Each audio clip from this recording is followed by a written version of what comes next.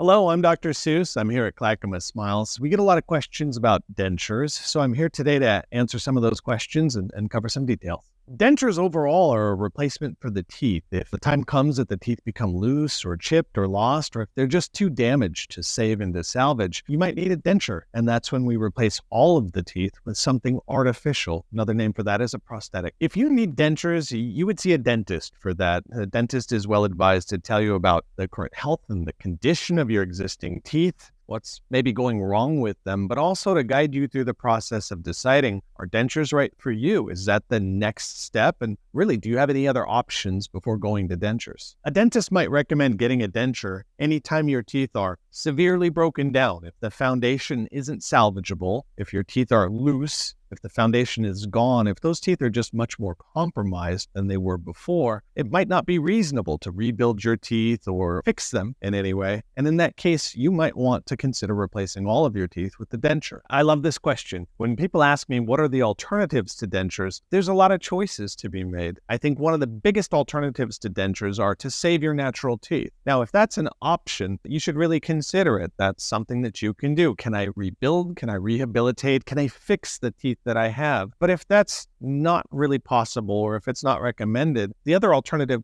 for dentures is dental implants. And we can start with as few as one or as many as all of your teeth to be replaced with dental implants. One of the most common one is dental implants that completely replace all of your teeth. So that's a really viable way for someone to have something that feels good, stays in place, is nice and strong, and doesn't have many of the drawbacks that a regular denture would have. A lot of people don't know that when they're considering a denture, there's different types of dentures. There could be the most traditional denture that just comes in and out. It's a piece of plastic. It floats on a layer of spit. And a lot of our patients have trouble keeping them in place, keeping food from going underneath them. And I think the day-to-day livability is really challenging. One of the other options would be something sitting on top of implants, and that's a fixed denture. Yes, it's replacing all of the teeth, but there's something really incredible about having it fixed in place and feeling stable, feeling confident, and feeling natural that you can still speak and chew and smile. And that replacement will stay in place, and it starts to feel like it's part of you. And that's probably the very best replacement that you could have instead of a traditional denture. When we're making a denture,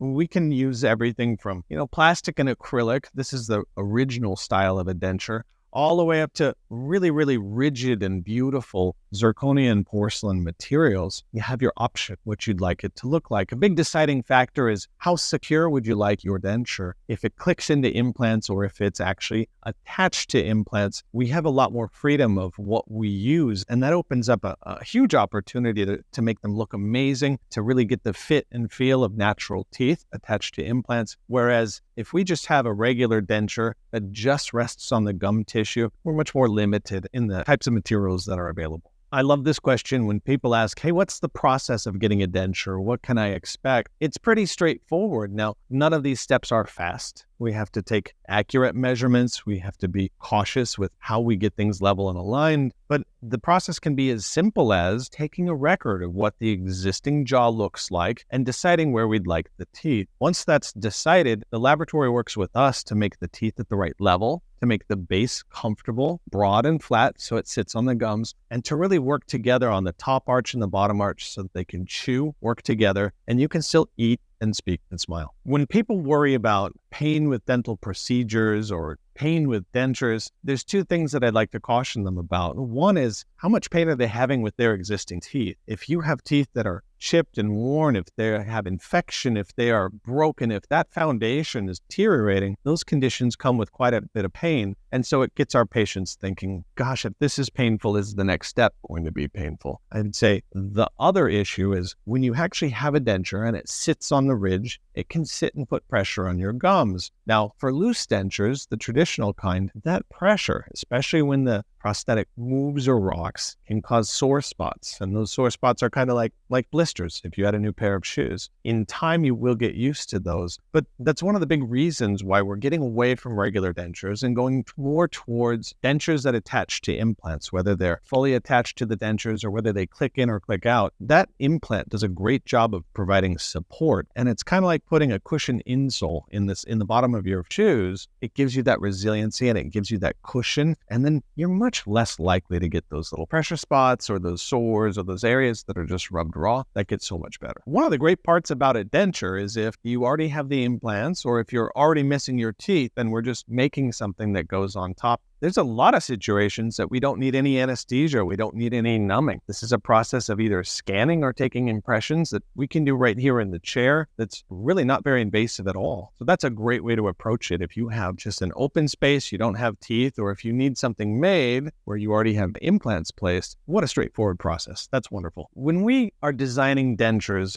we need to achieve a couple of goals. Like first things first, they have to look good. They have to fit together. They have to suit your personality. They have to suit your smile. So they have to fit within the frame of the smile. They have to fit within the frame of your mouth and your lips and your cheeks, and they have to support those lips. A lot of times we can adjust a denture so it'll either support the lip more or support the lip less. In some cases, we even joke around that it's like instant lip filler if we just design the denture appropriately. There's nothing worse than the sunken feeling of having not enough in there, having those cheeks draw in, having that chin and that nose too close together. By restoring that fullness, by making sure that they have the right volume, we can make sure they have the right lip support. And that's a huge bump just to aesthetics, to your smile line, and to your self-confidence. Okay, this is a great question. If I get dentures, is it going to be difficult to speak? And the answer is usually not. There's some cases where it is. And let me explain the difference between the two of those. If you have a denture that's fixed to implants, if it stays in place, your speech will be amazing. That's fantastic because nothing's moving. If you've ever tried to speak quickly with a retainer or with gum in your mouth, if there's something foreign in there and it's moving, that can disturb speech. So if you have a denture, instead of being fixed, if it's loose, you might always be worried about it moving or escaping, especially if it's a lower where the tongue lives. If it's constantly pushing that out of position, that will impact your speech. So that's one of the biggest reasons why we say any lower denture needs to be attached to something, and that something is inevitably an implant. Otherwise, you'll have speech disturbances. You'll have difficulty keeping it in place, difficulty getting food trapped up. Having dentures can impact your ability to eat and drink regularly. For example, if the denture is loose, if it's just sitting on the gums themselves and nothing's holding it down, when you're eating, when you're drinking, your cheeks are moving, your tongue is moving, things are passing by the denture, that has a tendency to upset it. It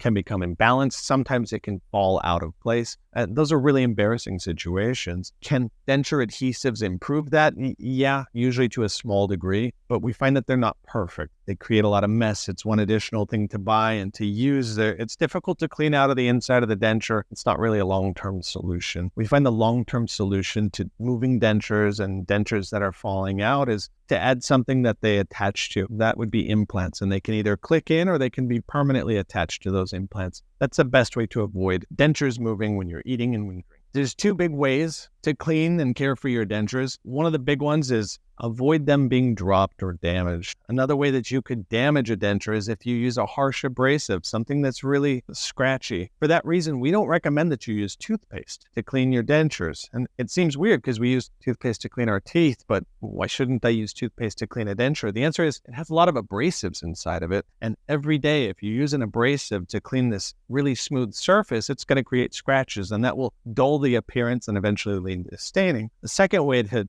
take care of your denture is to bring it to your regularly scheduled appointments. We have a cleaning solution that can take the hard calcium off of the outside. So that's something that's great if you want to bring it and get that like a really deep cleaning to it, but on a daily basis, plain running water, soft toothbrush bristles, clean it off, shake it dry, put it back in. That's your care. Your mouth still might need special care after getting a denture. One of the big things that can happen is food particles can be trapped inside this denture. And if it's held against the skin long enough, you're going to get the buildup of bacteria and sometimes even yeast and other infections can take place. The best way to avoid that is to give your gums some rest period. So if it's a removable denture, you need to be spending night times without it in. Also, you need to clean the inside of that denture and also clean the gums where the denture sits. So take it out at nighttime, brush and clean the inside of it with plain running water, and also You can take a finger or mouthwash and just clean those gums once this comes out. Let that tissue breathe, let the tissue rest, and it can rebound at nighttime, and that way it stays healthy and you don't get the buildup of bacteria or fungus. As you wear a denture, your gums and bone will continue to remodel. Now, if you've worn dentures for years and years and years, sometimes that remodeling keeps pace with the inside of the denture and you don't really notice too much disturbance of its fit. On the other hand, if you are new to getting a denture and it's early on in the process and teeth were removed recently, you'll get a whole lot of remodeling around your bone and your gums, and you'll find that denture that was once snug, that was once stable, no longer fits so well. It's loose, it rocks more, it falls out of position. If that's the case, you're going to need a reline or to adjust the fit of that denture. That's something that your dentist can easily do with you, but that process might happen really soon in the period after you have those teeth removed. And as the years go by, it might become less and less frequent. A typical frequency for checking dentures is once every 12 months, and a typical frequency for doing a reline is about every 3 to 4 years. Dentures are like anything else in life. Sometimes they chip, they crack, they break, they might need maintenance, they might need repair, and yours will too. It's just a matter of time. So if you find that your dentures aren't fitting well, if they're not staying in place, if they rock much more than they used to, they might need a reline or they might need to be adjusted or looked at. Likewise, if you have a tooth that's chipped or cracked or worn, or even if it's fallen off of the denture, that's a maintenance that you can do.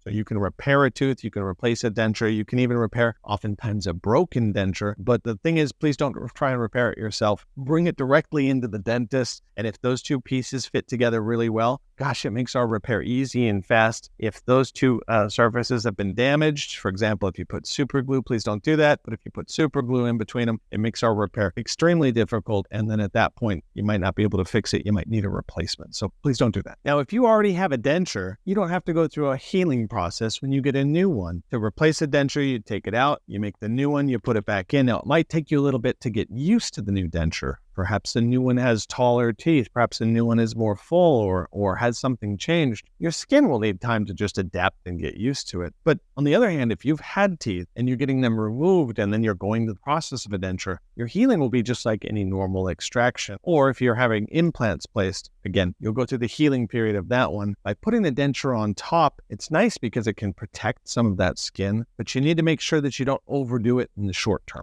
Don't overdo it in the healing period. We don't want you eating anything too hard or too crunchy until your healing is complete. Check with us. Once that healing is complete, then you can go ahead and use that denture normally. We get asked a lot, what is the cost around dentures? Are they expensive? Are they cheap? If I have dental insurance, will it pay for it? And the answer to those questions is it really depends on what kind of denture you'd like. Now, the lowest cost is a denture that doesn't attach to anything. It's really just a piece of plastic. It floats on top of the gums and it floats on a layer of spit. That has the lowest cost, but I would caution you, it also has the lowest satisfaction. Those patients often have regret and come to us afterwards and say, how do I add implants? How do I make this more stable? How do I improve the fit? How do I get it to stay in? And those are all, of course, things that we can address with dental implants. And those are great conversations to have too, but that speaks to, are you choosing the right thing? On the other hand, if your idea is to go with dental implants, whether it's just a few or whether it's many, then that cost can vary depending on how many implants you want. The details matter. If you want just a couple and you want your denture to be a little bit more stable than it is, that has a really reasonable cost. But if you want a full mouth full of implants, then that's obviously going to have a higher cost. Just based on these answers for dental implants, if you have questions about dentures, if you have questions about, do I actually need dentures? If you have questions about, can my teeth still be saved?